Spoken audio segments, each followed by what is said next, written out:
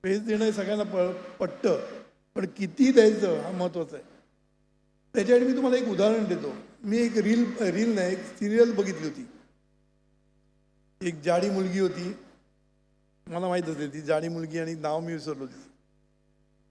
तर त्याच्यामध्ये त्यांचं लग्न झाल्यानंतर, लग्न म्हणजे त्यांच्या मनाविरुद्ध लग्न केलं होतं, आणि लग्न झाल्यानंतर त्यांच्यामध्ये एक प्रथा होती की टेम्पलला राऊंड मारायच्या, टेम्पलला प्रदक्षिणा घालायच्या.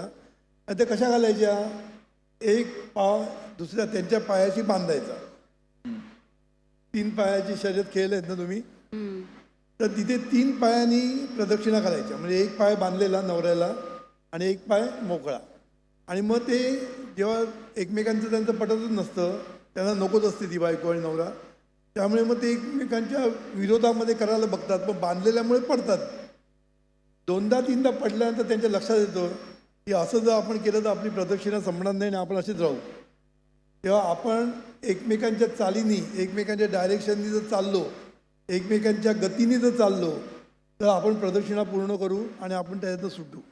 मग ते समजून चुकतात की आपण पाय, तू बांधलेला पाय तू पुढे टाकशील तेव्हा मी माझा पुढे टाकीन, दुसरा पाय मी टाकीन तेव्हा तू तुझा टाक, असं करत करत ते प्रदक्षिणा पूर्ण करतात.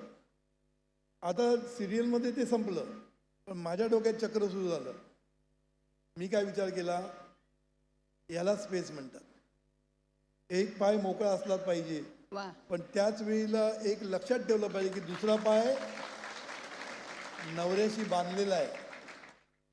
एक पाय जेव्हा नवऱ्याशी बांधलेला आहे ना, हे लक्षात ठेवून याला फ्रीडम दिलेलं आहे. कळलं ना?